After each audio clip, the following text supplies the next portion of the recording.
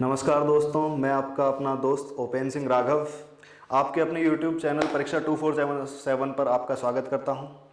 हमने पिछली क्लास में फिज़िक्स के बारे में, प्रकाश के बारे में, फिज़िक्स के चैप्टर प्रकाश के बारे में पढ़ा था। All you very well know what is light. वह विकिरण जो हमारी आंखों को संवेदित करता है प्रकाश कहलाता है। सूर्य क्या होता है? एक तारा है, जो साइंटिस्टों ने बताया है, पहले ग्रह बताया था। रिवीजन कर रहे हैं जस्ट हम, 1 मिनट या 2 मिनट में रिवीजन हो जाएगा। उसके बाद हम चलेंगे अपने नए टॉपिक, जो हमारा आज का टॉपिक है रिफ्रैक्शन ऑफ लाइट। और उसके बारे में ये जो डेट्स लिखी हुई हैं, आप कंफ्यूज मत हो, पूरी फुल व्यू इनके बारे में बताऊंगा कि क्या क्या है ये, मैंने क्यों लिखी हुई हैं।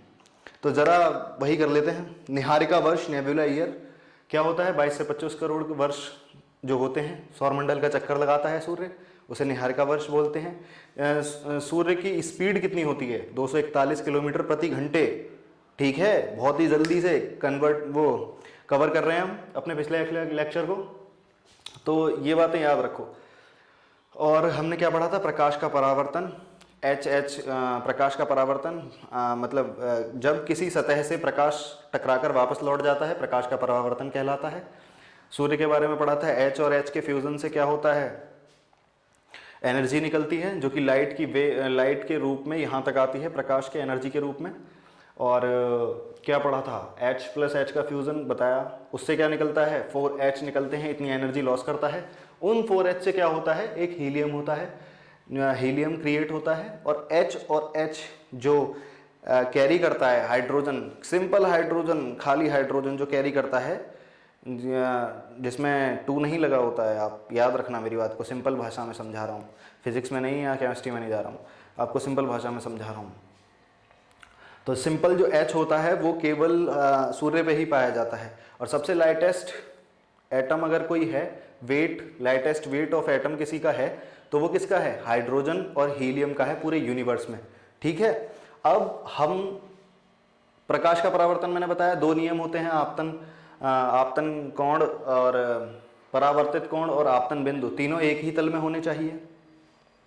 ठीक है, और I = R होता है आपतन कोण, और परावर्तन कोण हमेशा बराबर होंगे, तो प्रकाश का परावर्तन होता है, ये होता है। तो आज हम अपनी नई क्लास शुरू करते हैं, रिफ्रैक्शन ऑफ लाइट, जो उसी के आगे का चैप्टर है, उसी में है, चैप्टर नहीं है, उसी में है। तो ये डेट्स लिखी हुई हैं दोस्तों, क्या लिखी हुई हैं? ये डेट्स लिखी हुई हैं। क्यों लिखी हुई हैं? हमें, आप सभी को बता रहा हूं, जितना अपग्रेड रहोगे आप, समझ रहे हो, जितना भी अपग्रेड रहोगे आज से, कल पे नहीं, हमें फ्यूचर में नहीं जाना है, हमें आज पे, जो काम हम आज कर लेंगे वो कभी नहीं कर सकते, जो काम हम अभी कर लेंगे वो हम कभी नहीं कर सकते। बात को टालना मत सीखो, बात को ऑब्जर्व करो और मतलब तुरंत उस पर एक्शन लो। ठीक है, तो आज की डेट में हिस्ट्री में क्या हुआ था? 26 अक्टूबर 1934 को क्या हुआ था? अखिल भारतीय महासभा का गठन किया था गांधी जी ने। अखिल भारतीय महासभा ग्रामीण संयोग, अखिल भारतीय ग्रामीण संयोग का गठन किया था महात्मा गांधी ने।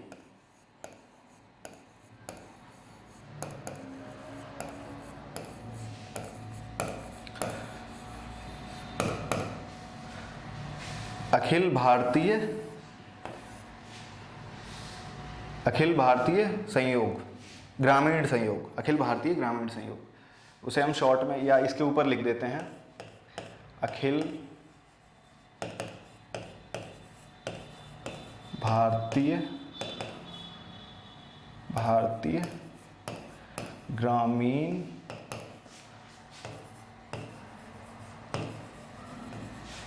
संयोग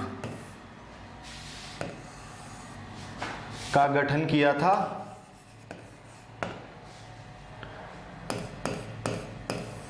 किस डेट को? 24 अक्टूबर 1934 को। ठीक है, नेक्स्ट डेट कि सर अब आप क्या बताने वाले हो इस डेट के बारे में, ये आपने पूरा लिखा क्यों नहीं है? तो ये बात याद रखना, 26 अक्टूबर आज की डेट की बात कर रहा हूं मैं, जिस पे लाइव होगी क्लास 90। यहां पे हमें क्या लिखना है?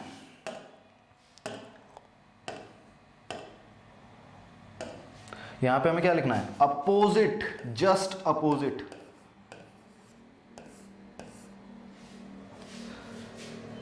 कोलकाता में आज ही के दिन, कोलकाता में आज ही के दिन बहुत सारी मतलब क्यूरियोसिटी हुई थी, जिसमें से एक क्यूरियोसिटी ये थी कि उस समय 2155 लोग, कितने, 2155 लोग किस चीज़ की वजह से मारे गए थे। किस चीज़ की वजह से? आप कहोगे ऐसा कौन सा क्रिमिनल हो गया था भाई, क्या क्राइम हो गया था ऐसा जिसकी वजह से इतने लोग एक साथ मारे गए?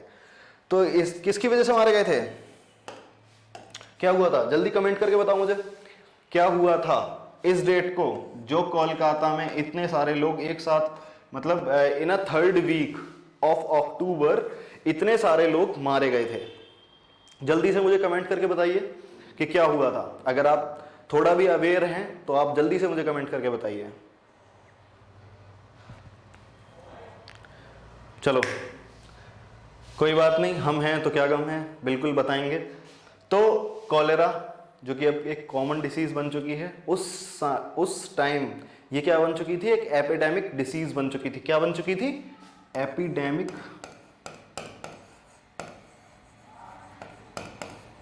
डिसीज बन चुकी थी। एपिडेमिक डिसीज क्या होती है?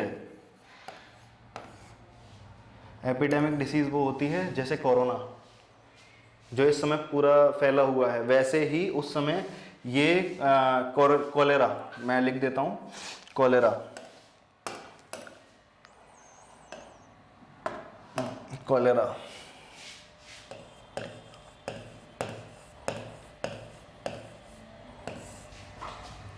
कॉलेरा एक डिसीज थी जो कि उस समय एपिडेमिक हो चुकी थी। और थर्ड वीक ऑफ अक्टूबर, 26 अक्टूबर को जब हमने कैलकुलेशन की थी तो इतने लोग मारे जा चुके थे इस डिसीज की वजह से, मतलब इस डिसीज की वजह से, समझो, ठीक है? ये बात याद रखना है। 1934 को क्या हुआ था? अखिल भारतीय ग्रामीण संयोग का गठन हुआ था, फाउंडेड कराई गई थी किसके द्वारा? महात्मा गांधी के द्वारा। 1943 जस्ट अपोजिट, 1943 जस्ट अपोजिट क्या हुआ था? कॉलेरा फैल गया था। क्या हुआ था? कॉलेरा फैल गया था, जिसकी वजह से 2155 लोगों की डेथ हुई थी। 1963 कह रहे होगे सर हमें पता है, जिसे नहीं पता है ना वो जाके कहीं, समझ रहे हो, चुल्लू और पानी में डूब मरो यार। First person who reached moon, Niels Armstrong. बहुत ही बढ़िया, बहुत ही बढ़िया, जिन लोगों ने कमेंट में बताया, बहुत ही बढ़िया, गजब। आप अवेयर हैं, बहुत ही अच्छा है आपके लिए और सबके लिए। कौन था? नील आर्मस्ट्रॉन्ग, ठीक है। Who was that? Niels Armstrong. Bombay में भी कुछ हुआ था उसी के दिन, मुझे कमेंट करके बताएगा हर कोई कल। बॉम्बे में भी कुछ हुआ था उसी दिन, जिस दिन, इस दिन 26 अक्टूबर 1969 को एक महान व्यक्ति बॉम्बे में आए थे। मुझे उसके बारे में कमेंट करके सारे लोग बताएंगे, जितने भी लोग वीडियो देखेंगे, कि who was come to the Bombay, ठीक है? कौन बम्बई में आया था, ये बात मुझे याद रहेगी बहुत अच्छी तरह से, और मैं सारों से पूछूंगा ये बात, जितने लोग बॉम्बे में। मैंने बॉम्बे क्यों लिखा? पहले हम मुंबई को बॉम्बे बोलते थे at the time of this time. पहले हम मुंबई को क्या बोलते थे? बॉम्बे बोलते थे।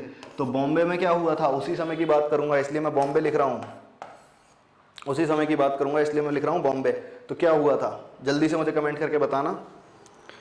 तो आज का ये अवेयरनेस का प्रोग्राम खत्म करते हैं और हम अपने टॉपिक पे आ जाते हैं कि हमारा टॉपिक क्या है, ठीक है?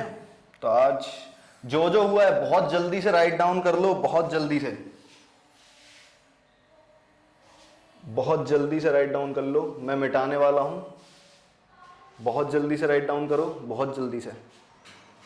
1934, 1943 और 1969, जल्दी से।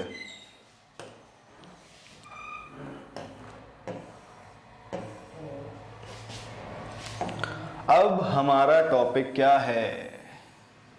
हमने क्या पढ़ा था, अब हमारा टॉपिक क्या है भाई, अब हमारा टॉपिक क्या है, हमने क्या पढ़ा था और हमारा टॉपिक अब क्या है।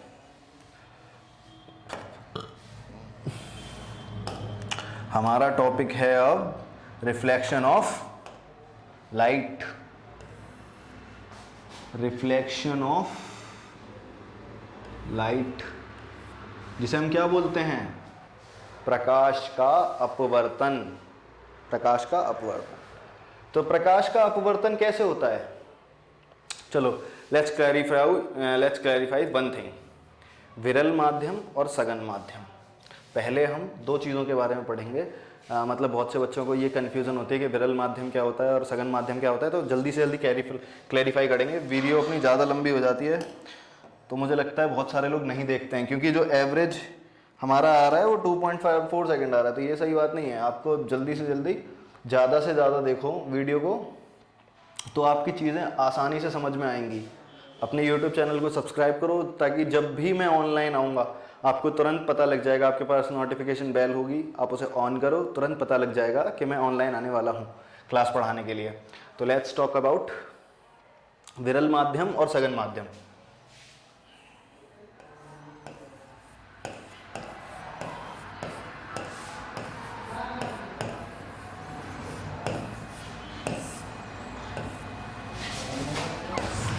विरल माध्यम आप सभी को पता है, क्या पता है, बहुत कुछ पता है। तो चलो, विरल माध्यम क्या होता है, विरल माध्यम वह माध्यम होता है जिसमें वायु या निर्वात होता है, वायु या वैक्यूम होती है, उसमें किसी भी चीज़ का एटमॉस्फेरिक प्रेशर होता है, समझ रहे हो, एटमॉस्फेरिक प्रेशर सब पे अलाउ होता है। बट ये जो हैं ये फ्रीली गैसेस हैं, हवा कैसी है, एयर कैसी है, SO2 कैसी है, ऑक्सीजन कैसी है, ये कैसी हैं, फ्रीली गैसेस हैं। ये बहुत ज़्यादा लाइट वेटेड हैं, जिसकी वजह से बहुत जल्दी रिलीज़ हो जाती हैं और फ्रीली एटमॉस्फेयर में घूमती रहती हैं। एटमॉस्फेरिक प्रेशर सब पे लागू होता है, ठीक है, लेकिन ये गैसें बहुत ईजीली घूमती रहती हैं, फैल जाती हैं एकदम से, बहुत आसानी से, ठीक है। तो इनका जो एटमॉस्फेरिक प्रेशर होता है वो बहुत ही ज़्यादा कम होता है। और इनमें एक चीज़ होती है, आपने बहुत ही अच्छे से पढ़ा होगा, ठोस,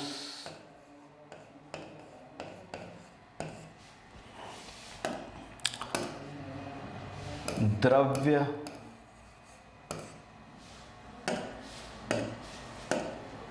गैस। ये चीज़ें आपने बहुत ही अच्छे से पढ़ी होंगी, छोटे से पढ़ते आ रहे होंगे। तो इनके जो एटम होते हैं वो आपस में पास पास होते हैं। ये हमारी हैं गैसेस, क्या है ये, गैसेस। तो गैसेस, जो गैस है, हवा क्या है, गैस है ना, SO2 क्या है, गैस है, और सबसे ज़्यादा क्या मिलती हैं, यही चीज़ें मिलती हैं, ठीक है। और मुझे एक और क्वेश्चन, हाँ इस क्वेश्चन से मुझे याद आया, सारे के सारे बच्चे मुझे वायुमंडल में जितनी गैसेस हैं और उनकी क्या परसेंटेज है उसको मुझे कमेंट्स में बताएंगे बहुत ही जल्दी। मैं कल आके बताऊंगा और आप मुझे कमेंट करके बताओ आप कितना अवेयर हो, आप कितना पढ़ चुके हो, ठीक है। मैं कल आके बताऊंगा, अभी नहीं बताऊंगा, कल आके बताऊंगा। कुछ कुछ रहने दो, बाकी जो आप थोड़ा सोचो, और हाँ कहीं से भी सर्च करो, कुछ भी करो, मुझे चाहिए, ठीक है। हाँ, तो ठोस, इनके जो एटम होते हैं वो बहुत ही पास पास होते हैं, इनके एटम थोड़े कम पास होते हैं, इनका बॉन्ड थोड़ा कम अच्छा होता है। इनका बॉन्ड ऐसा होता है कि तू बस टीचर है, जैसे मैं हूँ, अगर मैं क्लास में ऑफलाइन पढ़ा रहा होता तो आप सब एकदम ऐसे बैठ के पढ़ रहे होते, बिल्कुल चेयर पे बैठ के एकदम सीधे। अभी क्या है, ऑनलाइन पढ़ा रहा हूँ तो आप लेट के पढ़ रहे हो, बैठ के पढ़ रहे हो, कोई पोजीशनिंग नहीं है, आप चलते चलते पढ़ रहे हो, खाते खाते पढ़ रहे हो, तो ये सब चीज़ें नहीं होती। तो इनके साथ वही है, इनके साथ वही है, ये जैसे ही किसी के प्रेशर में नहीं आएंगी वैसे ही रिलीज हो जाएंगी, भाग जाएंगी इधर उधर। इन्हें तो तुरंत घर से बाहर निकलना है, जैसे कुछ नहीं होता है, कोई लोग होते हैं कि हाँ मम्मी पापा हैं घर पे तो ठीक है, नहीं है तुरंत भाई साहब थोड़ा सा भी ध्यान हटा गायब। तो वही चीज़ है, इनके साथ जस्ट वैसा ही है, ठीक है। तो ये गैसेस हैं विरल माध्यम क्या है? हमारा वह माध्यम, मैं सीधे एक चलो डेफिनेशन देता हूँ, वह माध्यम जिसमें बहुत सारी गैसें हैं, एक गैस नहीं है, बहुत सारी गैसें हैं, और वो केवल गैसेज ही हैं उसमें, और कुछ नहीं है उसमें, और उसमें छोटे छोटे पार्टिकल्स हैं। आपको पता है प्रकृति का नेचर है, तो प्रकृति का नेचर है तो वही है, ठीक है, गैसेस। और विरल माध्यम क्या है? वह माध्यम जिसके अंदर वायु और निर्वात होते हैं, वह माध्यम जिसके अंदर वायु और निर्वात होते हैं क्या कहलाता है? विरल माध्यम। क्या कहलाता है? विरल माध्यम। ठीक है, ये बात याद रखना। अब इसे हटाते हैं, बहुत हो गई इसकी बात, समझ में आ गया होगा बहुत इजीली। अब हम इन्हें भी मिटाते हैं। हमने क्या छोड़ दिया? क्या छोड़ दिया हमने? क्या छोड़ा है भैया? हमने छोड़ा है ठोस। क्यों छोड़ा है? क्योंकि जब जिस माध्यम की मैं बात करने वाला हूं वह यही माध्यम है।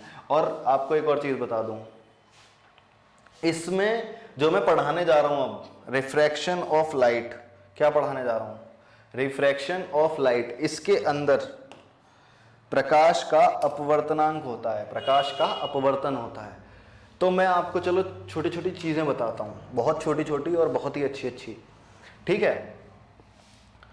अभी बताए दे रहा हूं, क्लैरिफाई हो जाएगा। आज आगे जो चीजें हैं ना वो आसानी से समझ में आएंगी। फॉर्मूलाज हैं, जब हम ये चैप्टर खत्म करने के बाद जब हम क्वेश्चन सॉल्व करेंगे, जो आपके प्रीवियस ईयर में आए हुए हैं उन क्वेश्चनों को सॉल्व करेंगे, और जो आने वाले हैं वो तो क्लियर हो ही जाएगा। कॉन्सेप्ट अगर आप अच्छे से पढ़ोगे तो बहुत ही इजीली आपकी जॉब कहीं नहीं गई, आपका कोई भी एग्जामिनेशन क्रैक करना कहीं भी नहीं गया है। तो वो चीज़ याद रखना आप, ठीक है? मैं अब आपको अपवर्तनांक बताने जा रहा हूं। क्या बताने जा रहा हूं? अपवर्तनांक। सबसे पहले वायु का अपवर्तनांक।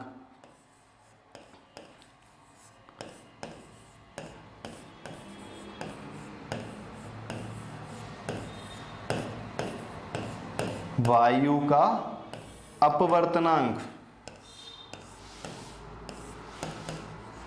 जितनी जिसकी वैल्यू कम होगी इसमें, ठीक है, जितनी जिसकी वैल्यू कम होगी इसमें, वही है, वही विरल माध्यम है, वही सघन।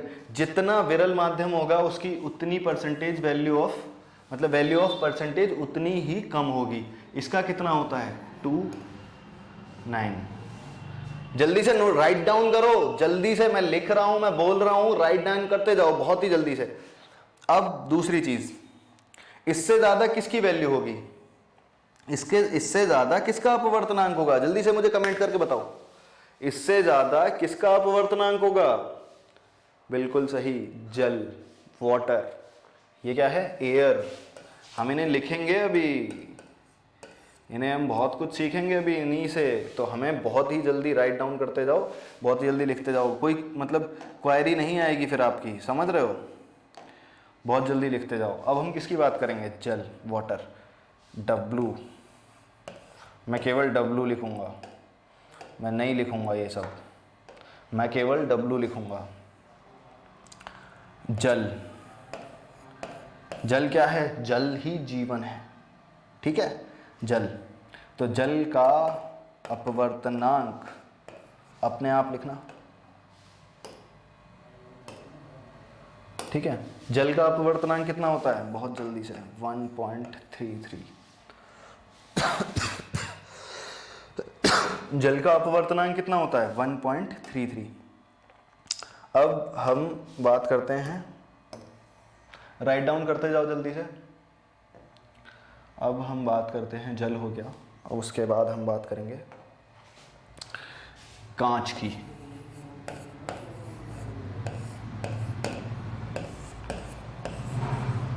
जी मतलब ग्लास, कांच। कांच का अपवर्तनांक कितना होता है? कांच का अपवर्तनांक कितना होता है? जस्ट इसके बराबर, थोड़ा सा ऊपर, 1.36।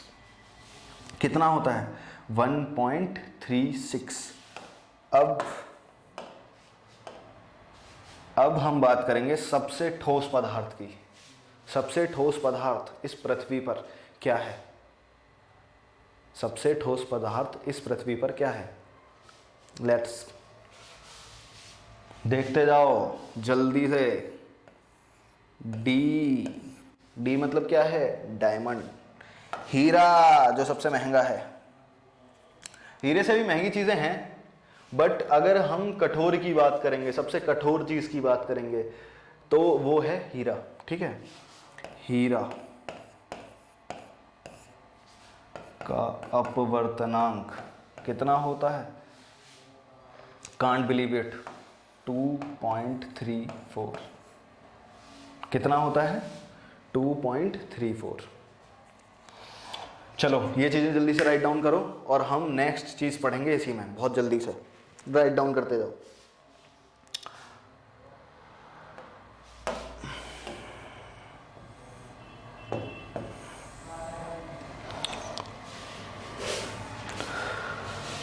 अब हम पढ़ते हैं प्रकाश का अपवर्तन। ठीक है, हमने पढ़ लिया विरल माध्यम, सघन माध्यम, अपवर्तनांक किसके कैसे होते हैं, क्या होते हैं। अब हम पढ़ेंगे प्रकाश का अपवर्तन। मैंने क्यों पढ़ाया है अब पता चलेगा, मैंने क्यों पढ़ाया है अब पता चलेगा।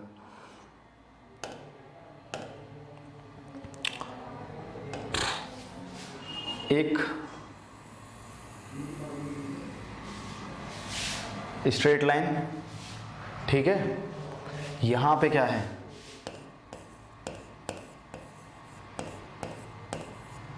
निर्वात। क्या है यहां पे? निर्वात या विरल माध्यम, या विरल माध्यम। यहां पे क्या है? सघन माध्यम। ठीक है, यहां पे क्या है? विरल माध्यम, यहां पे क्या है? सघन माध्यम।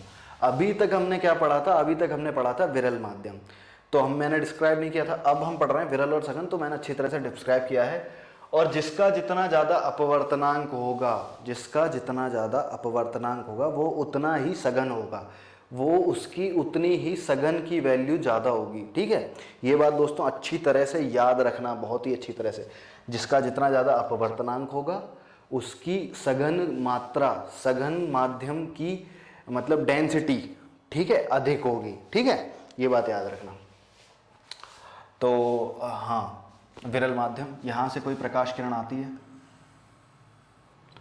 हम इसमें किसकी बात करें? चलो थोड़ा ऊपर बढ़ते हैं, हम इसमें कांच की बात कर लेते हैं। किसकी बात करते हैं? कांच की। ठीक है, अब इसमें क्या होता है? एक फोटोन आई, वो अपने अभिलंब से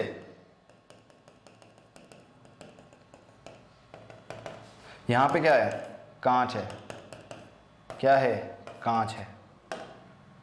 क्या है ये? कांच है। अब देखना क्या हो रहा है। ये रे कैसी जानी चाहिए थी? ये रे कैसी जानी चाहिए थी? ऐसी जानी चाहिए थी, बट ये गई कैसी?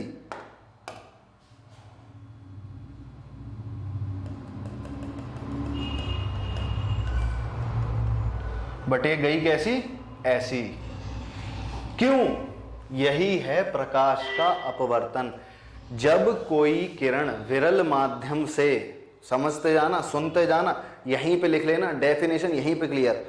जब कोई किरण विरल माध्यम से सघन माध्यम की ओर जाती है तो वह अपने मार्ग से विचलित हो जाती है, तो वह अपने मार्ग से विचलित हो जाती है, वह अपने मार्ग से विचलित हो जाती है। यहां पे आ रही है, जानी चाहिए थी कहां पे? सीधी वहां पे जानी चाहिए थी, स्ट्रेट लाइन फॉरवर्ड होना चाहिए था। विरल माध्यम हमने यही तो पढ़ा था। परावर्तन क्या होता है?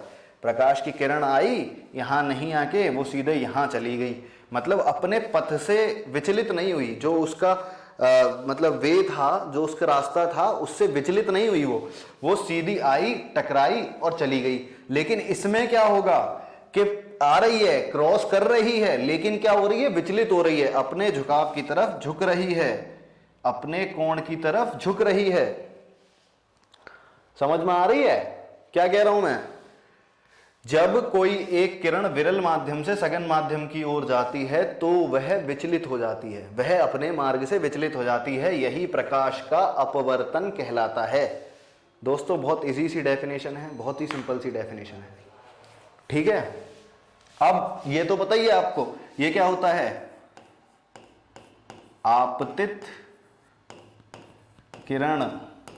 इसे क्या बोलते हैं हम, आपतन कोण।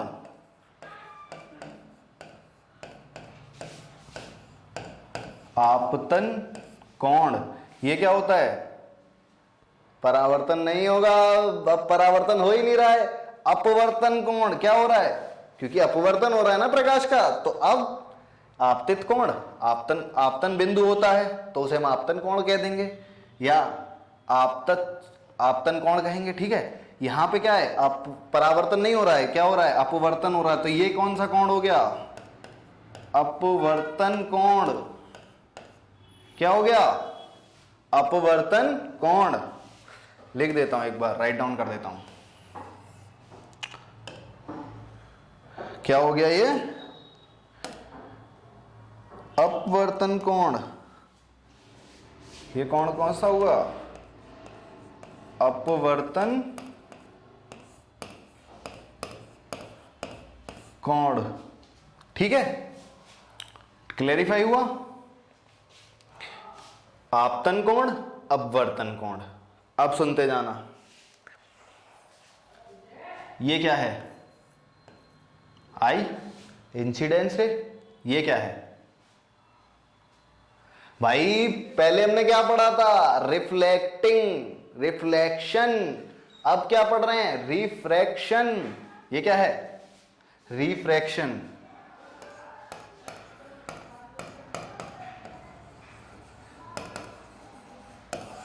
क्या है, रिफ्रैक्शन। आर आएगा, उसमें एल आया था, ये बात याद रखना। अब यहां पे क्या है, आर।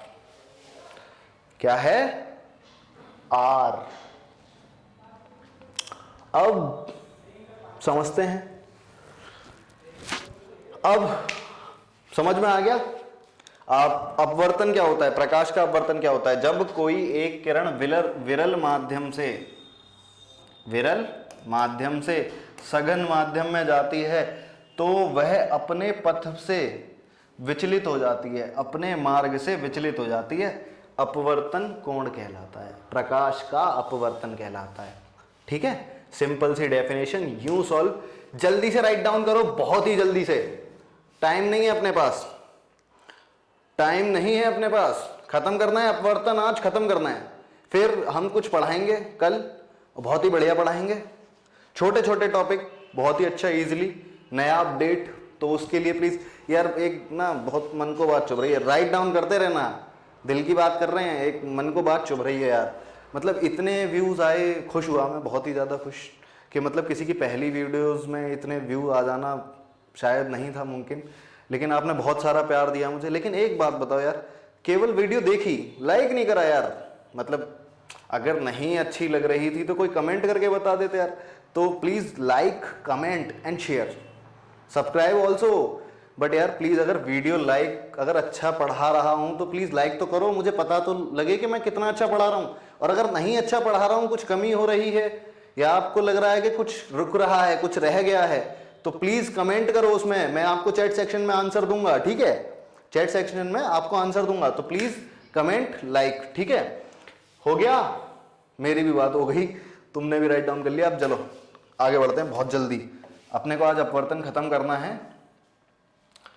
अब क्या हम बात करेंगे, रूल नंबर, सर रूल बहुत आते हैं, रूल बहुत आते हैं। परावर्तन के भी 2 नियम थे और इसके भी 2 ही नियम हैं। आप कहोगे आपको पता था, पता था, आप यही कहने वाले हो बाद में, जब ये हो जाएगा ना आप यही कहोगे कि सर आप, हमको तो पता था, फिर आप क्या बता रहे हो। पहले रूल के बारे में, सेकंड रूल में नहीं कहोगे, ये पहले रूल में कहोगे। चलो नीचे आ जाते हैं थोड़ा, पहला रूल बताने के लिए सुनते जाना, हंसी आएगी कि परावर्तन का भी वही था, इसका भी वही है। समझ गए होंगे बहुत से लोग, तो प्लीज देखो, आपतित किरण, आपतन कोण, अपवर्तन कोण,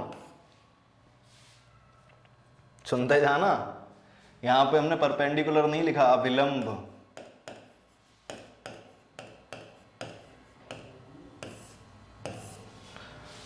आपतन कोण, ठीक है, अपवर्तन कोण और अभिलंब और आपतित किरण, तीनों चारों एक ही तल में होंगे। पहला सॉल्व, ये डायग्राम समझो, ठीक है। रूल याद करने की कोई जरूरत नहीं है, बिल्कुल भी आप एक रूल याद मत करो, बस आप डायग्राम समझो और रूल यूं चुटकी बजाओ, सॉल्व। सीएम भरत देखना, मूवी देखना सीएम भरत, बहुत अच्छी है, मैंने देखी है, 1-2 बार देखी है। हो गया ना पहला रूल कंप्लीट, बहुत इजी है, जो परावर्तन का था वही है। दूसरा देखते हैं, फर्स्ट सेकंड रूल देखते हैं भाई। अब हम यस, हम एक चीज करेंगे। मैंने अपवर्तनांक बताया, सुन लिया आराम से। तो अपवर्तनांक और अपवर्तन कोई बड़ी बात नहीं है, ठीक है। अपवर्तन और अपवर्तनांक कोई बड़ी बात नहीं है। अपवर्तनांक किसे कहते हैं? अपवर्तनांक किसे कहते हैं? Refraction index. क्या होता है? रिफ्रैक्शन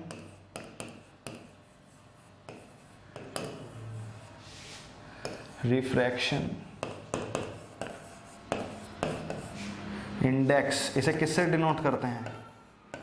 एन से। किससे डिनोट करते हैं? एन से। रिफ्रैक्शन इंडेक्स क्या होता है? Refraction index is equal to refraction index अपवर्तनांक किससे प्रेजेंट? अपवर्तनांक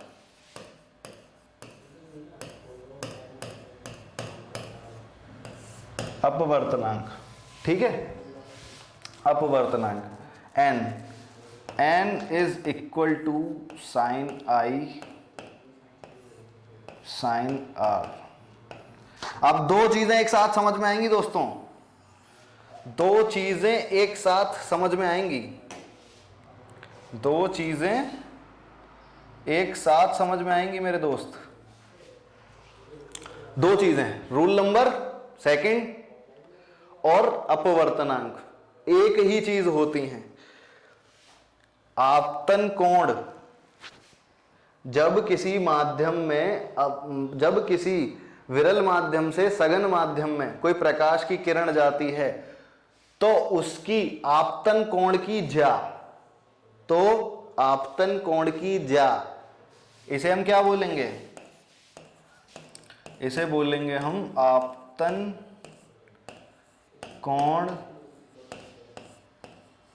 की ज्या। और इसे क्या बोलेंगे? Refraction index.